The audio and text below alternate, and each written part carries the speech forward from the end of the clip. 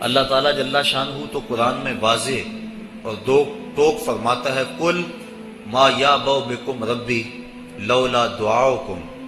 محبوب تم فرما دو اے لوگو، اگر تم دعا نہیں کرو گے تو اللہ بھی پرواہ کرنا چھوڑ دے گا۔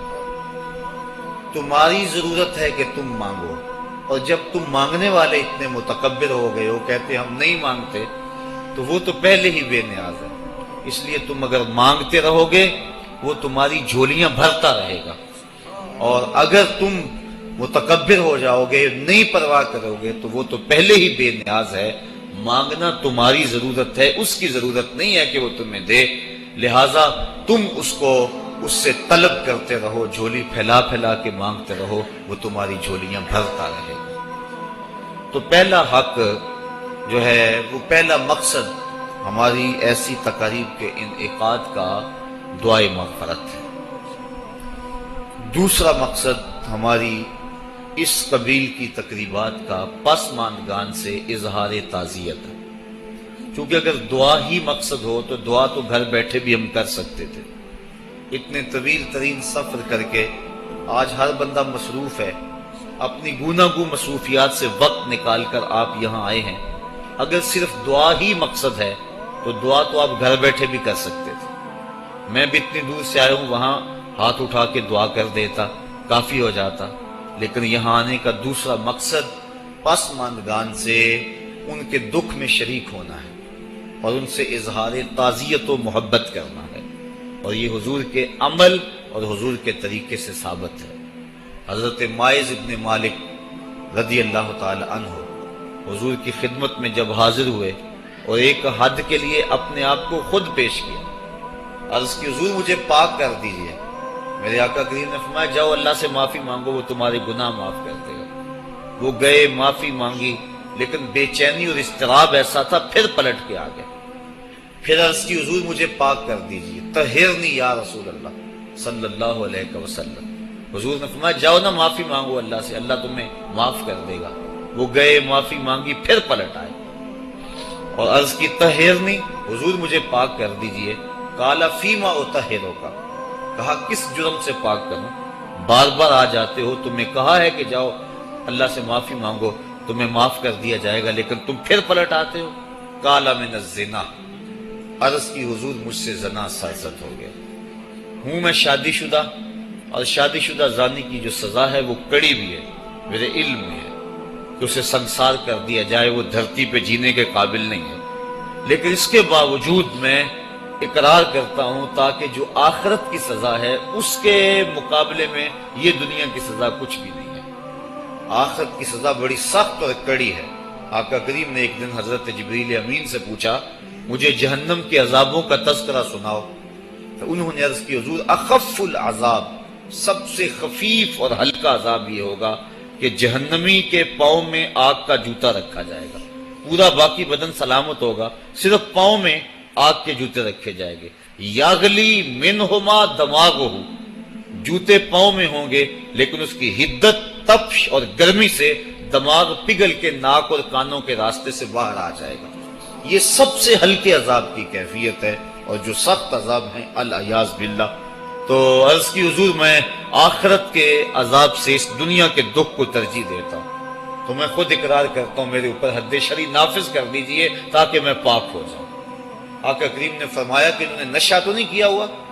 ایک صاحب اٹھے، منہ سونگا، عرض کی نہیں حضور ایسی کوئی کیفیت نہیں۔ پھر فرمایا کہ اس کا توازن عقلی تو ٹھیک ہے، اتنی بڑی سزا اس جرم کی اور یہ بار بار اقرار کیے جا رہا ہے۔ تو صحابہ نے عرض کی حضور صحیح الحواس ہیں، اور اتنے میں وہ 4-5 مرتبہ اپنے اس جرم کا اقرار کر چکے۔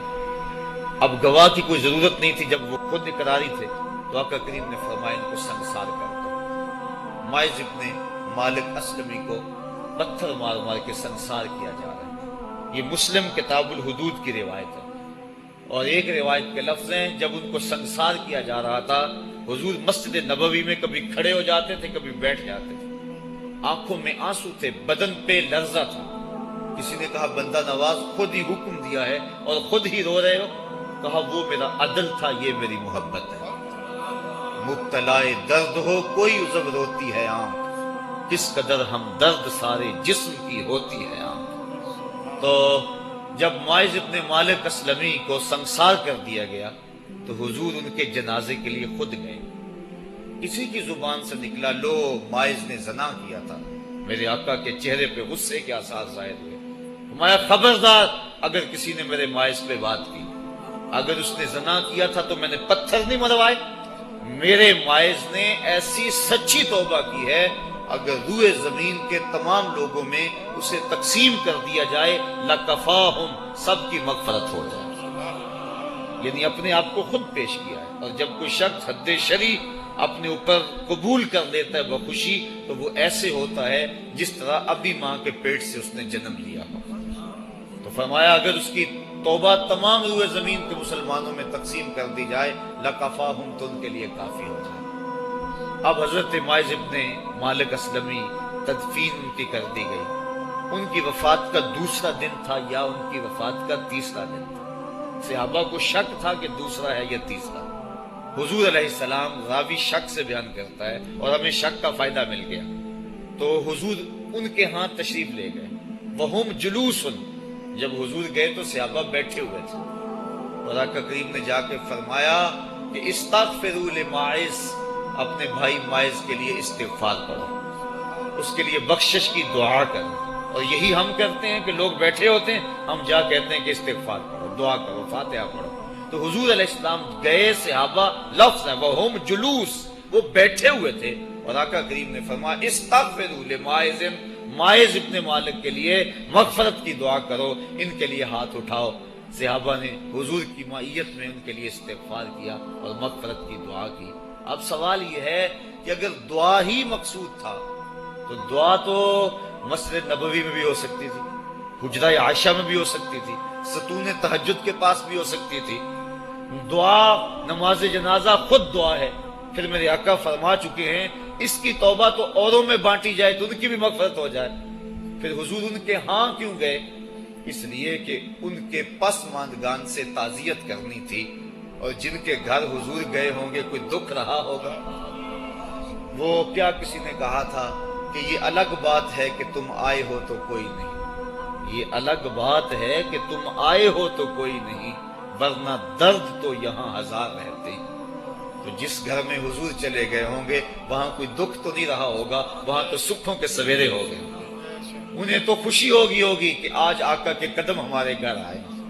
ایسے دکھاں تو سکھ واری، ایسے دکھ اور جن پر سکھ بھی قربان کر دیں. تو حضور ان کے گھر جا کو شعور بخشا. کس نے تجھے چلنا سکھایا؟ کس نے تجھے بولنا سکھایا؟ کس نے تیری چھاتی میں زور رکھا؟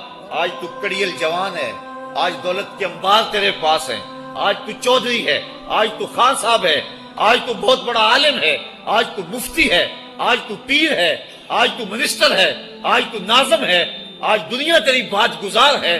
آج تیرے دماغ میں وہ قوت رکھ دی گئی کہ دنیا کو تو انگلیوں پہ نچا رہا ہے. ذرا پلٹ کے دیکھنا پیچھے، ذرا پیچھے لوٹ کے تو دیکھ. تو چار پائی کے سہارے بھی چلنا نہیں جانتا تھا، پھر تجھے چار پائی سے چلنا سکھایا. پھر تو نے چلنا اور چلتا تھا، 2 قدم تو گر پڑتا تھا. ذرا ماضی کی طرف پلٹ کے دیکھ. اور تو بھول گیا رب کو جس نے تجھے اتنا کچھ دیا. چل ماضی کی طرف پلٹ کے نہیں دیکھنا، مستقبل کی طرف ہی جھانک کے دیکھ لے. ایک وقت پھر دوبارہ تیرے اوپر ایسا آئے گا، پھر تیری بولتی بند ہو جائے گی، پھر تیرا چلنا بند ہو جائے گا. چار پائی سے لگ گیا، مورے میں تکلیف ہو گئی، تو فالج زدہ ہو گیا. سارے گھر والے 4 دن تو بڑی خدمت میں لگے رہے، لیکن انہوں نے اپنے کام بھی تو کرنے تھے. پھر آہستہ آہستہ تجھے اگنور کرنا شروع کر دیا. تو بھی اس بات کو سمجھنے لگا.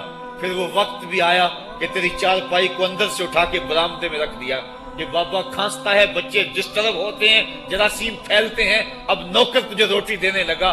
شام کو بیٹا آتا ہے، 2 لمحے کھڑا ہوتا ہے، پھر اپنے بیڈ روم میں چلا جاتا ہے. تو اس کی صورت کو ترستا رہتا ہے. آج تیری زندگی اجیرن بن گئی. پھر تیرے اوپر ایسے حملے بیماریوں کے ہوئے، ایسی تکلیفیں ہوئیں، بولو براز بھی اوپر، لوگ ناک پہ کپڑا رکھ کے تجھے اٹھاتے ہیں.